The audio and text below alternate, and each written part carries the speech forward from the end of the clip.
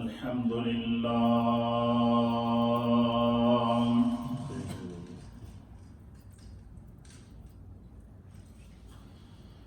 الحمد لله نحمده ونستعينه ونستغفره ونؤمن به ونتوكل عليه ونعوذ بالله من شرور أنفسنا ومن سيئات أعمالنا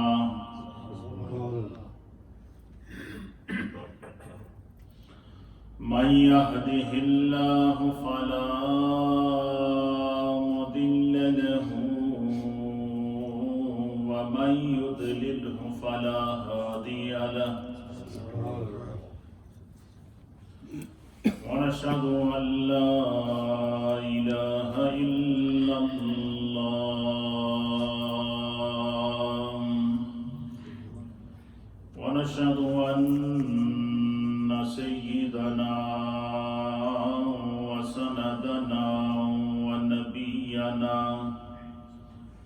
ومولانا محمدا عبده ورسوله أما بعد فأعوذ بالله من الشيطان الرجيم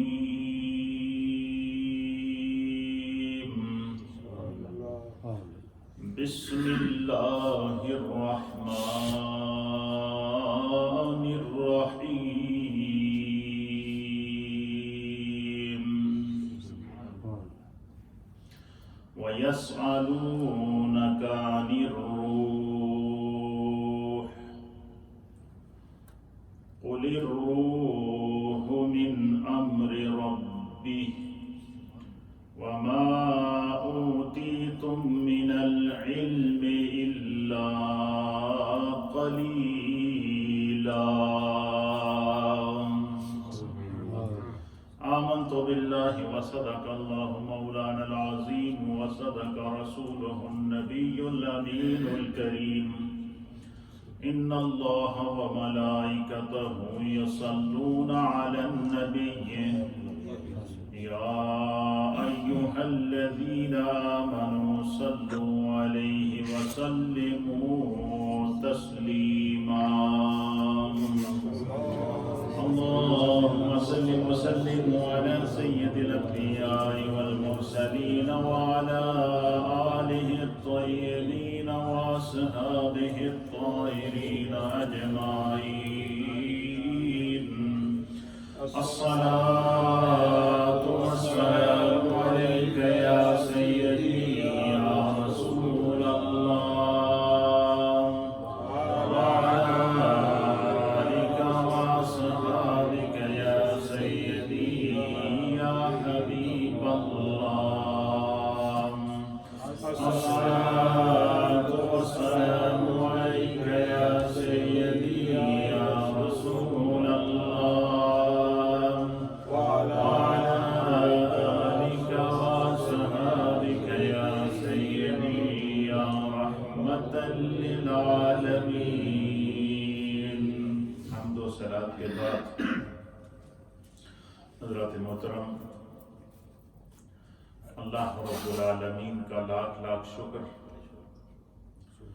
اور اس مولا کریم کا بڑا ہی احسان ہے کہ جس رب کائنات نے ہم گناہگاروں کو شکل انسانی میں پیدا فرمایا اور ہمیں طرح طرح کے انعامات اور اکرامات سے نوازا، بالخصوص ہماری ہدایت اور رہنمائی کے لیے ہمیں ایسے ہادی اور رہبر عطا فرمائے کہ ان کے بتائے ہوئے احکامات پر اگر ہم عمل کریں ہم دنیا میں بھی کامیاب ہیں اور آخرت میں بھی کامیاب ہیں۔ محبوب سبحانی، قطب ربانی، شہباز لامکانی، میر میران الشیخ عبدالقادر الجیلانی المعروف حضور غوث العظم رضی اللہ تعالی عنہ کی تعلیمات، آپ کے افکار اور آپ کے دروس کا ایک سلسلہ آپ کے اور میرے درمیان جاری ہے۔ سبحان اللہ۔ اور یقین جانیے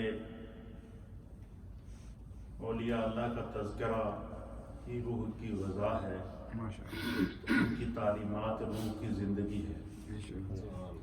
سرکار غوث اعظم نے اپنے دروس میں ایک فتوح الغیب کے اندر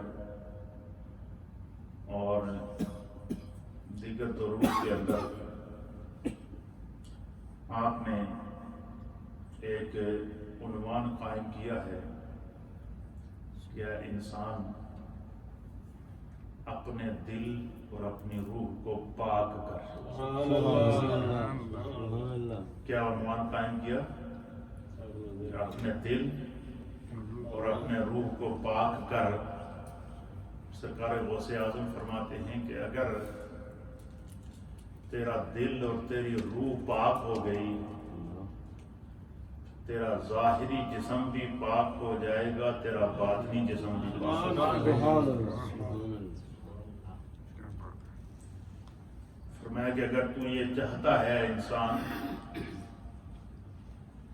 کہ تیرا ظاہر بھی پاک نظر آئے، تیرا باطن بھی پاک نظر آئے، تیرا کردار بھی پاک نظر آئے، تیری گفتار بھی پاک نظر آئے، تیرے اخلاق بھی پاک نظر آئیں، تیری مجلسیں بھی پاک نظر آئیں، تیری خلوتیں اور جلوتیں بھی پاک نظر آئیں، تیری انفرادی اور اجتماعی زندگی پاک نظر آئے، تیری خانگی اور خاندانی زندگی پاک نظر آئے، تیری مجلس پاک نظر آئے، تیرا ماحول پاک نظر آئے، تو سرکار غوث اعظم فرماتے ہیں کہ اے انسان تو اپنے دل کو اور اپنی روح کو پاک کر۔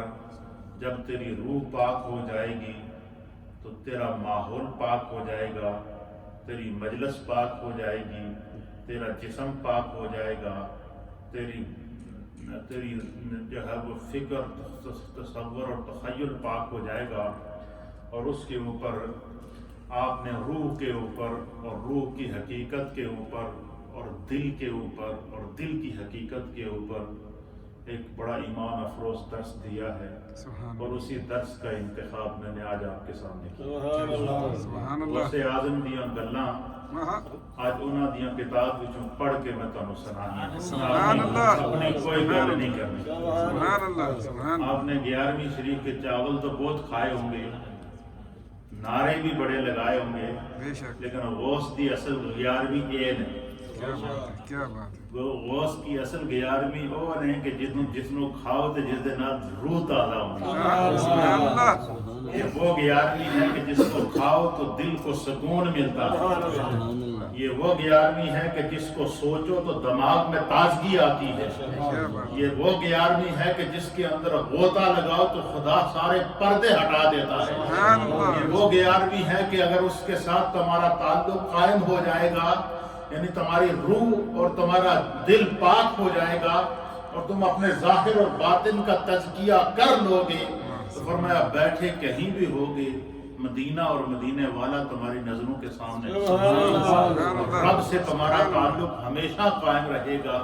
تو سرکار غوث اعظم کے دروس میں سے آپ نے روح کو اور دل کو مخاطب کر کے پھر انسانیت کو مخاطب کیا، اور یہ دیکھیں غوث پاک کی تعلیمات کا آپ دائرہ دیکھیں، آپ اس درس کے اندر کہتے ہیں اے انسان، اس میں کسی مسلمان کی یا مومن کی قید نہیں لگائی ہے، بلکہ پوری انسانیت کی اصلاح کر رہے ہیں، انسانیت کی اصلاح کر رہے ہیں کہ اگر تمہاری سمجھ میں یہ بات آ جائے تو سمجھ لو تم نے دنیا کو بھی سمجھ لیا، اس کی حقیقت بھی سمجھ لیا اور خدا کو بھی سمجھ لیا۔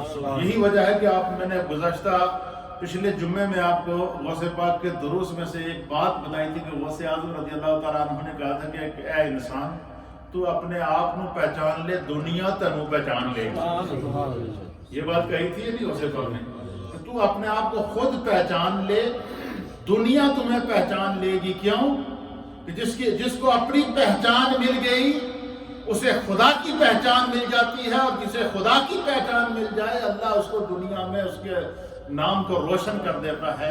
آج ہم سرکار غوث اعظم کی تعلیمات کو بھی بیان کر رہے ہیں، آپ کے تذکرے کو بھی بیان کر رہے ہیں، آپ کے افکار کو بھی بیان کر رہے ہیں، آپ کا ذکر بھی کر رہے ہیں، لیکن ہم نے تو غوث پاک کو نہیں دیکھا۔ آج سے 1000 سال پہلے کے بزرگ ولی اللہ گزرے ہیں، ہم نے داتا علی حجویری کو نہیں دیکھا۔ 400 ہجری آپ کا دور ہے۔ ہم نے خواجہ معین الدین چشتی اجمیری کو نہیں دیکھا، کئی 100 سال پہلے کا آپ کا دور ہے۔ ہم نے امام اعظم امام ابو حنیفہ رضی اللہ تعالیٰ عنہ کو نہیں دیکھا، آج سے 1200 سال 1300 سال پہلے کا دور ہے، لیکن آج ہم ان کے تذکرے ہماری زبانوں پر ہیں۔ کیا وجہ ہے؟ انہوں نے اپنے آپ کو پہچانا، اپنے آپ کو پاک کیا، خدا نے ان کے ذکر کو بھی پھیلا دیا، تعلیمات کو بھی پھیلا دیا۔ یہی وجہ ہے کہ اللہ تعالیٰ کا ارشاد ہے کہ فَاذْكُرُونِي أَذْكُرْكُمْ وَاشْكُرُوا لِي وَلَا تَكْفُرُونِ، کہ اللہ فرماتا ہے کہ تم میرا ذکر کرو، تو بندہ ہو کر میرا ذکر کرے گا، میں خدا ہو کر تیرا ذکر کروں گا۔ اللہ بندے کا ذکر کیسا کرتا ہے کہ آج سے 1000 سال پہلے غوث اعظم اس دنیا سے گئے تھے، لیکن آج 1000 سال گزرنے کے بعد بھی ہم غوث کی تعلیمات سے رہنمائی حاصل کر رہے ہیں، غوث کے کردار سے رہنمائی حاصل کر رہے ہیں، آپ کے افکار سے رہنمائی حاصل کر رہے ہیں۔ تو یہ وہ تعلیمات اور یہ وہ افکار ہیں جن کی وجہ سے دنیا اولیاء اللہ سے یا اہل اللہ سے یا علماء امت سے یا ائمہ دین متین سے یا پاکان امت کے ساتھ یا صحابہ کبار کے ساتھ یا انبیاء کرام کے ساتھ محبت کرتے ہیں۔ اس کی وجہ کیا ہے کہ انہوں نے اپنی زندگی کو خدا کے مشن کے لیے وقف کیا۔ آپ فرماتے ہیں کہ اللہ میرا رب ارشاد فرماتا ہے، غوث پاک رضی اللہ تعالیٰ عنہ فرماتے ہیں کہ میرا رب ارشاد فرماتا ہے۔ کیا فرماتا ہے؟ میرا رب فرماتا ہے کہ یسألونک عن الروح، اے میرے محبوب یہ جو لوگ آپ سے سوال کرتے ہیں، یسألونک کا معنی سوال کرنا، یہ قرآن پاک کے سورہ بنی اسرائیل ہے، پارہ نمبر 15 ہے، اور اس کی آیت نمبر ہے 85۔ آیت نمبر کتنی ہے؟ 85 نمبر، ورس نمبر 85، سورہ بنی اسرائیل، سورہ نمبر 17 ہے، اور اس کی آیت نمبر ہے 85 نمبر آیت۔ اس میں اللہ غوث پاک کہتے ہیں کہ میرے رب کا ارشاد ہے کہ یہ لوگ محبوب آپ سے سوال کرتے ہیں آنی روح کے متعلق، کہ روح کی چیز ہے، روح کیا ہے؟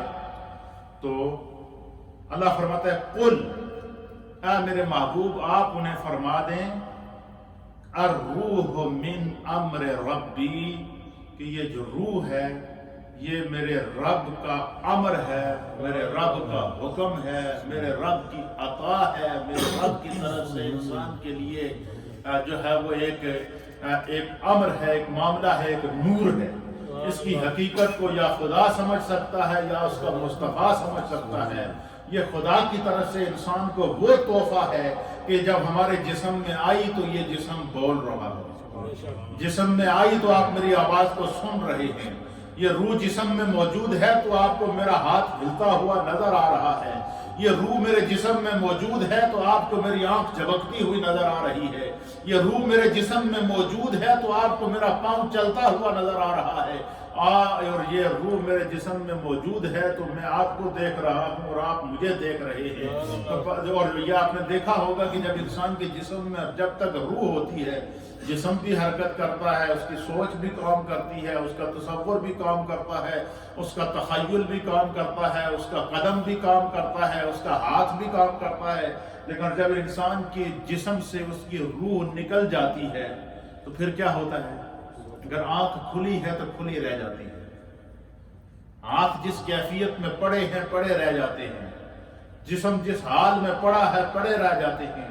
اور آپ نے دیکھا ہوگا کہ جس کسی انسان کی روح قبض ہو جائے، اس کے جسم سے اس کی روح نکل جائے تو ہم سب سے پہلے کیا کرتے ہیں؟ اس کی آنکھیں اپنے ہاتھ سے بند کرتے ہیں، اس کے ہاتھوں کو اپنے ہاتھوں سے سیدھا کرتے ہیں، اس کے پاؤں کو سیدھا کرتے ہیں۔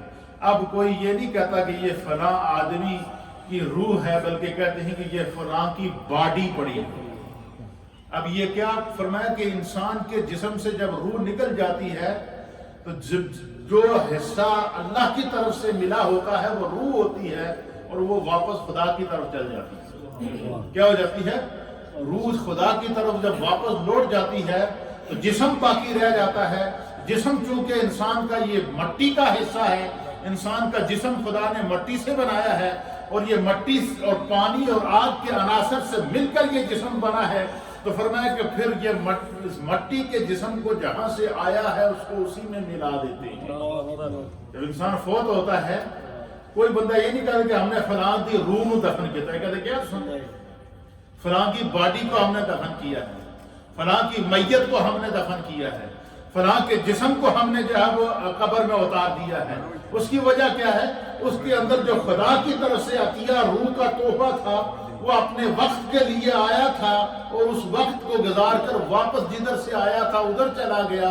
اگر وہ اس روح کو ویسے پاک کہتے ہیں کہ انسان جب خدا نے تمہیں وہ روح عطا کی ہے، اس روح کو اگر تم نے پاک کر لیا ہے، اس روح کے اندر تم نے ایمان کے نور کو رکھا ہے، اس روح کو تم نے خدا کے ذکر سے بلند کیا ہے، وہ روح خدا کے ذکر سے ہمیشہ منور رہی، وہ روح اللہ تعالیٰ کے پر ایمان اور رسول اللہ کی تعلیمات کے مطابق تمہارے تمہیں اور تمہارے جسم کو ایکٹیو رکھتی رہی، تو فرمایا تمہارا جسم بھی دنیا میں عزت پائے گا، تمہاری روح بھی دنیا میں عزت پائے گی، تمہارا کردار بھی دنیا میں عزت پائے گا، تمہارا اخلاق بھی دنیا میں عزت پائے گا، اور تمہاری تعلیمات بھی دنیا میں عزت پائے گا۔ جتنے اولیاء کاملین، صحابہ کرام اور انبیاء کرام اس دنیا سے گزرے ہیں، ہر ایک کی روح ان کے جسم پر ناز کرتی تھی۔ یہی وجہ ہے کہ محدثین اور علماء نے لکھا ہے کہ اللہ تعالیٰ نے،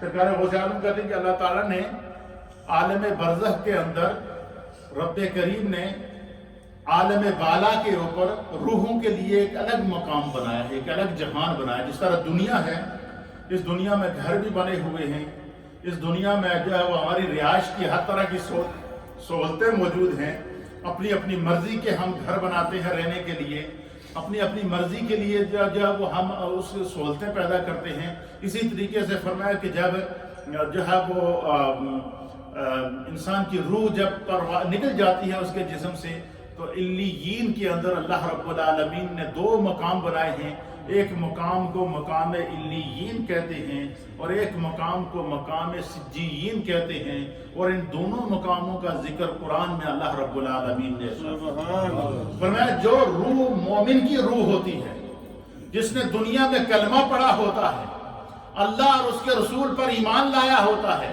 اور اچھی زندگی گزاری ہوتی ہے، وہ روح اس کے جسم سے نکلتی ہے اور علیین میں چلی جاتی ہے۔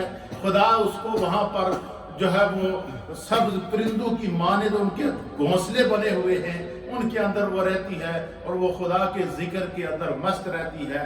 یہاں تک علماء اور محدثین نے لکھا ہے کہ بندہ دنیا میں جتنا خدا کا ذکر کرتا ہے اسی حساب سے وہ روح اللہ کا ذکر کرتی رہتی ہے اور انسان کے درجات کی بلندی ہوتی ہے۔ ادھر سے اس کا جو جسم ہے یہ مٹی کے ساتھ مل جاتا ہے۔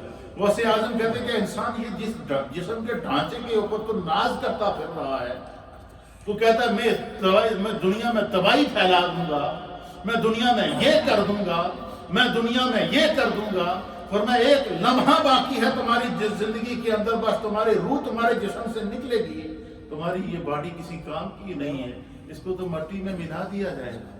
لیکن فرمایا کہ جس شخص نے اپنی اس زندگی کو پاکیزہ زندگی گزارا، سرکار غوث اعظم کہتے ہیں کہ اس کی روح ہوتی تو علیین میں ہے، لیکن خدا اس کا کنیکشن اس باڈی کے ساتھ رکھتا ہے۔ اللہ اس کا کنیکشن اس باڈی کے ساتھ ہے، قبر کے اندر بھی رکھتا ہے۔ کوئی دنیا میں اس کے لیے دعا کرتا ہے تو وہ روح اس باڈی کی طرف متوجہ ہوتی ہے، ادھر زمین کی مٹی کے اندر ملا ہوا جسم سکون پا رہا ہوتا ہے، ادھر علیین میں موجود وہ روح درجات کی بلندی طے کر رہی ہے، قرب الہی کے منازل طے کر رہی ہوتی ہے۔ اس لیے سرکار غوث اعظم کہتی ہیں کہ اے انسان، اگر تو دنیا میں کامیاب انسان بننا چاہتا ہے تو تمہیں سب سے پہلے کیا کرنا ہوگا؟ اپنی روح کو اور اپنے جسم کو اور اپنے دل کو پاک کرنا ہوگا۔ پھر آپ فرماتے ہیں کہ اللہ کا روح کو سکون کیسے ملے گا؟ سرکار غوث اعظم کہتے ہیں کہ روح کو سکون کیسے ملے گا اور اس دل کو تسکین کیسے ملے گی؟ آپ فرماتے ہیں کہ ایک تو احکام دین کی پابندی کرو، پھر میں اپنے آپ کو فرائض کا پابند بنا دوں، 5 وقت کی نماز جو خدا نے تم پر فرض کی ہے فرمایا تم اس کی پابندی کرو، خدا تمہاری روح کو، تمہارے دل کو، تمہارے جسم کو اور تمہارے دنیاوی معاملات کے اندر سکون پیدا کر دے گا۔ کیا کر دے گا؟ سکون پیدا کر دے گا۔ اور جس گھر کے اندر بے سکونی ہے، جس خاندان کے اندر بے سکونی ہے، جس جگہ پر بے سکونی ہے، سرکار غوث اعظم کہتے ہیں کہ اس دل کا تعلق خدا سے کم ہو جاتا ہے۔ اور پھر کیا ہوتا ہے؟ فرماتے ہیں کہ آپ مثال دیتے ہیں کہ یہ جو درخت ہیں، کائنات میں ہر چیز یسبح للہ ما فی السماوات و ما فی الارض، سرکار غوث اعظم کہتے ہیں کہ اللہ تعالیٰ نے جو بھی چیز دنیا میں پیدا کی ہے، چاہے وہ انسان ہوں، چاہے وہ جن ہوں، چاہے وہ فرشتے ہوں، چاہے وہ حور و غلمان ہوں، چاہے وہ چرند ہوں، چاہے وہ پرند ہوں، چاہے وہ حیوانات ہوں، نباتات ہوں، جمادات ہوں، زمینی مخلوق ہو یا آسمانی مخلوق ہو، اس کا تعلق سمندروں سے ہو یا آسمانوں سے ہو، جو بھی چیز اللہ نے پیدا کی ہے، خدا کے علاوہ جو بھی چیز پیدا ہوئی ہے، فرمائے وہ اللہ کی مخلوق ہے۔ یسبح للہ ما فی السماوات و ما فی الارض، آسمانوں اور زمینوں کے اندر خدا کی جس ٹائپ کی بھی مخلوق ہے، غوث اعظم کہتے ہیں اللہ میرا کہتا ہے وہ تو میری تسبیح بیان کرتے ہیں۔ سبحان اللہ۔ آپ مجھے بتائیں کہ اگر پتھر اللہ کا ذکر کرے، اگر پتھر خدا کا ذکر کرے، انسان اللہ کے ذکر سے غافل ہو تو کتنی بدقسمتی ہے۔ اس لیے سرکار غوث اعظم کہتے ہیں کہ انسان اپنے آپ کو پہچان لے تو ساری دنیا کی سمجھ آ جائے گی۔ پھر وہ کیا سرکار غوث اعظم کہتے ہیں کہ انسان ذرا یہ تو بتا کہ اگر درخت اگر درخت خدا کا ذکر کرے اور انسان غافل ہو اللہ کے ذکر سے، تو مجھے بتاؤ اس سے بڑی بدقسمتی بھی کوئی ہوگی؟ پھر فرماتے ہیں کہ انسان تمہیں کم از کم اتنا تو سوچنا چاہیے کہ تیرا یہ جو جسم ہے یہ تو زمین کی جنس ہے، انسان کا جسم مٹی سے بنا ہے نا، فرمایا کہ تیرا جسم زمین کی جنس ہے، تو زمین کا جب ذرہ ذرہ خدا کا ذکر کر رہا ہے تو تیرے جسم کے اندر تو اللہ نے اضافی جو ہے اس نعمت پیدا کی ہے کہ اللہ نے اس میں تمہیں دل بھی دیا ہے اور تمہیں خدا نے اس میں روح بھی دی ہے، خدا نے تمہیں سمجھنے کی صلاحیت بھی دی ہے، اللہ نے تمہیں عقل بھی دی ہے۔ اور آپ فرماتے ہیں کہ انسان کی جسم کا جو باڈی ہے، یہ جو باڈی ہے، اس باڈی کے اندر جو دل ہے، دل کی مثال اس طرح ہے جس طرح کے بادشاہ کی مثال اپنی رایا پر ہوتی ہے، جس طرح ایک ملک کا سربراہ ہوتا ہے اور اس کا آرڈر جو ہے وہ پورے ملک کے اندر فالو کیا جاتا ہے۔ لیکن کوئی بھی ملک ہوتا ہے، اس ملک کا ایک نہ کوئی کنسٹیٹیوشن بنایا جاتا ہے اس کنسٹیٹیوشن کے تحت وہ پورا ملک چلتا ہے، اس قانون کے تحت وہ پورا ملک چلتا ہے، اس لا کے تحت وہ پورا ملک چلتا ہے، ان اصولوں کے تحت وہ پورا ملک چلتا ہے۔ فرمایا اللہ نے انسان کی جسم کو جو تیار کیا ہے، اس جسم کے اندر 360 جوڑ ہیں۔ کتنے ہیں؟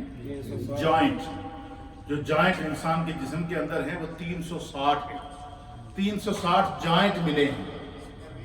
پھر ان جوائنٹ کے اندر اللہ تعالیٰ نے ان ہڈیوں کے اوپر ہزاروں کی تعداد میں، لاکھوں کی تعداد کے اندر صرف انسان کی جو پاؤں ہیں، ان دونوں پاؤں کے جو تلوے ہیں اور یہ جو ہاتھ ہیں، ان کے تلووں کے اندر ہزاروں قسم کی نسیں موجود ہیں، ہزاروں قسم کی نسیں موجود ہیں۔ ان کی حقیقت یا خدا جانتا ہے یا اس کا مصطفیٰ جانتا ہے، اور ان ہر نس اس وقت تک ایکٹیو رہتی ہے جب تک اس کے اندر خدا کی طرف سے عطا کردہ روح موجود ہوتی ہے۔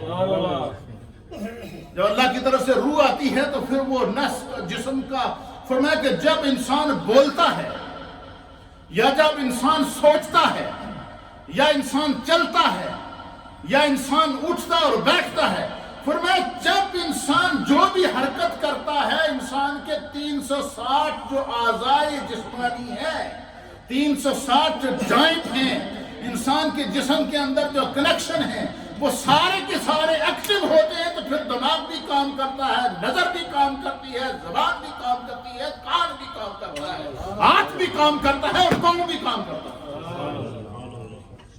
اس لیے سرکار غوث اعظم کہتے ہیں کہ اے انسان، اگر تو یہ چاہتا ہے کہ تیرے ہاتھ دنیا میں بھی سلامت رہیں، آخرت میں بھی سلامت رہیں، تو پھر اپنی روح کو پاک کر، اپنے جسم کو پاک کر۔ اس کے اوپر پھر ایک مثال دی، آپ فرماتے ہیں کہ انسان کا جو جسم ہے یہ مٹی کا مرکب ہے۔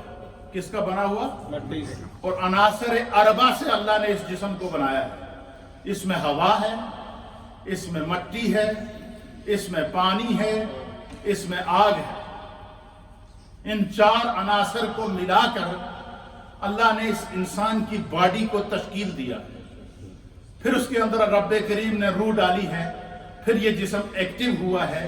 تو سرکار غوث اعظم کہتے ہیں کہ اس جسم کو دنیا میں اگر کوئی تکلیف پہنچتی ہے، اور دنیا میں اگر آپ اس جسم سے سکون حاصل کرتے ہیں، تو آپ دنیا میں جسم کو سکون دینے کے لیے جو بھی چیز استعمال کریں گے، چاہے اس کا تعلق میڈیسن سے ہو، یا اس کا تعلق کسی دوائی سے ہو، یا اس کا تعلق جسم کی کسی سکون سے ہو، فرمایا اس کا تعلق بھی زمینی جنس سے ہو۔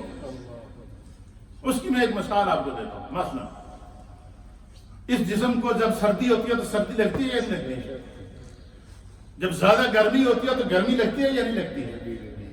یہ چیزیں ہم محسوس کرتے نہیں۔ اچھا جب زیادہ سردی ہے تو ہم کیا کرتے ہیں؟ آگ جلاتے ہیں یا ہیٹنگ آن کرتے ہیں۔ اب یہ جو آگ ہے، آگ کس سے جلاتے ہیں؟ لکڑی سے۔ لکڑی کس سے بنی ہے؟ مٹی سے۔ لکڑی کہاں سے پیدا ہوئی ہے؟ مٹی سے۔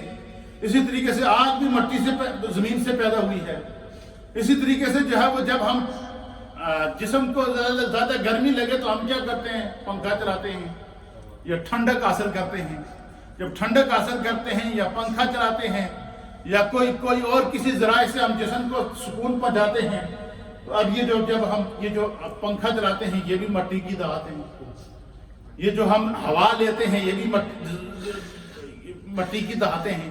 تو فرمایا کہ انسان کے ظاہری جسم کو دنیا میں سکون ملنے کے لیے زمینی اجناس کو استعمال کیا جاتا ہے، لیکن انسان کے روح پہ اگر بیماری لگ جائے، انسان کے دل کو اگر بیماری لگ جائے، تو اس کا علاج نہ تو ٹھنڈا پانی مل سکتا ہے، نہ اس کا علاج جو وہ گرم ہوا ہے، نہ اس کا علاج تجھے دنیا کے اندر ملے گا۔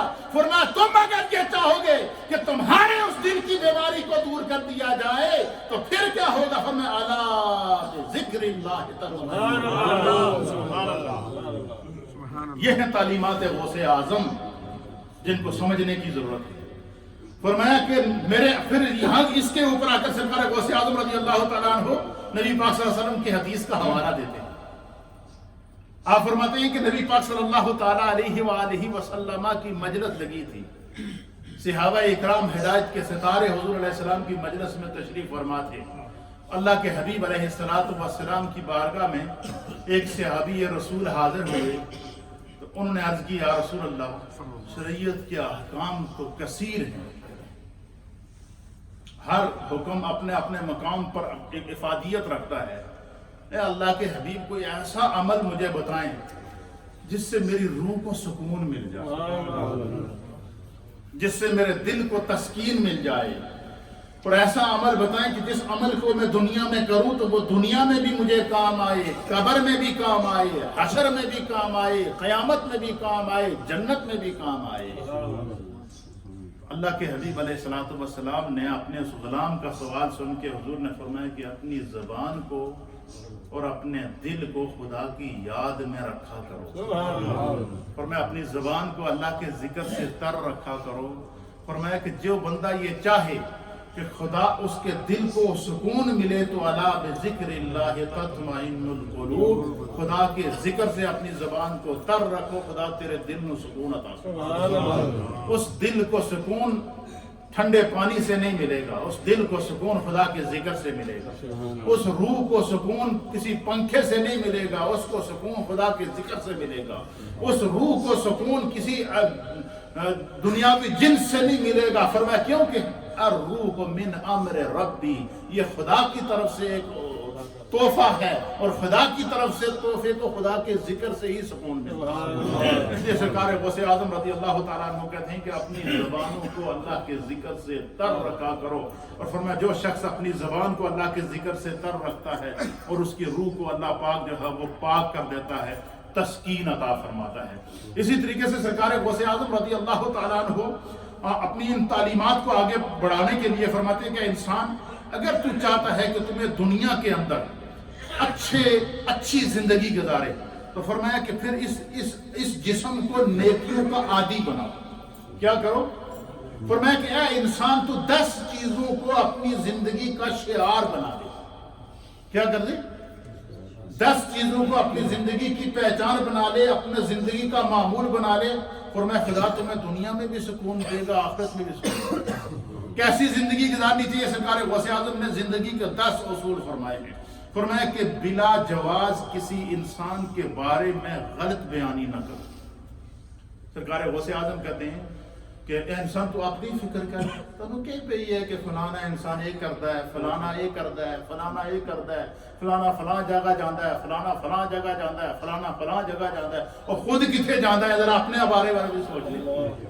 फरमाया दूसरों की फिक्र करने के बारे में, दूसरों के बारे में गलत बयानी करने के बारे में, या दूसरों के बारे में गीबत करने के बारे में, फरमाया तू अपने आप को उसका पाबंद कर दे। तू अपने आप को नेकी का पाबंद करेगा, खुदा तेरी नेकियों में इजाफा करेगा। और गौसे आजम कहते हैं कि मेरे नबी की हदीस है कि जो बंदा अपने आप को छोड़कर दूसरों के चक्कर में लगा रहता है, वो अपनी नेकियां जलाता है, अपनी नेकियां जाया करता है। क्योंकि जब हम दूसरों का जिक्र बुराई, उसकी गैर मौजूदगी में उसकी बुराई बयान करेंगे, तो सरकार गौसे आजम कहते हैं कि ये गीबत के जुमरे में आएगा।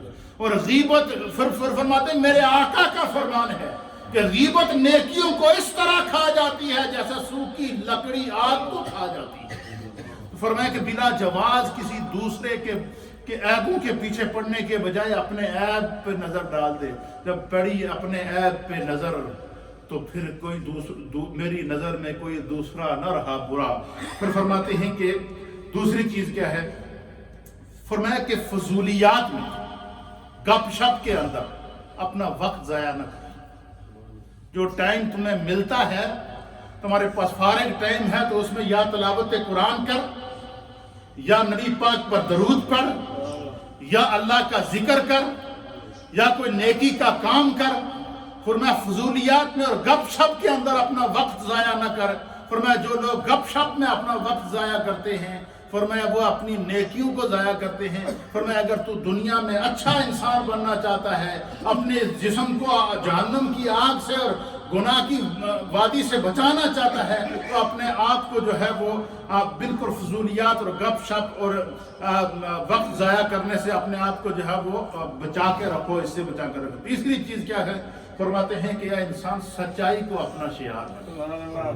जिंदगी में कदे झूठ ना बोलो, सोचो तो सच सोचो, बोलो तो सच बोलो, देखो तो सच देखो, सच्चाई को अपना शियार बना दो। किसी ने गौसे पाक की मजलिस लगी थी, किसी ने पूछा हजारों लोग आपके मजमे में मौजूद होते हैं, हजारों का इज्तिमा होता है, ये आपकी वलायत किस चीज पर कायम है? ये लोग आपको क्यों सुनने आते हैं इतने? आपने फरमाया और तो कोई गल नहीं, एक गल जरूर है। क्या सरकार गौसे आजम ने फरमाया मैं जड़ी भी गल करना सच्ची गल, मैं हमेशा सच बोलता हूँ। और उसकी वजह क्या है? खुद वजह बताई है कि जब मेरी माँ ने मुझे पढ़ने के लिए घर से मदरसे भेजा था, और मेरी माँ ने मुझे एक ही नसीहत की थी, बेटा अब तेरी और मेरी मुलाकात नहीं होगी। माँ ने क्या कहा था कि अब तेरी और मेरी मुलाकात नहीं होगी, क्योंकि मैं तुम्हें अल्लाह के लिए वक्फ कर रही हूँ, तुम्हें अल्लाह के दीन के लिए भेज रही हूँ। अब क्योंकि तेरे जाने के बाद मेरा इंतकाल हो जाएगा, क्योंकि मुझे अपनी सेहत नजर आ रही है, लेकिन मैं तुम्हें खुदा के रास्ते पर छोड़ रही हूँ। अब तेरी और मेरी मुलाकात क़यामत में होगी, लेकिन एक नसीहत मेरी पल्ले बांध लेना, वो ये कि बेटा जिंदगी में कभी झूठ ना बोलना।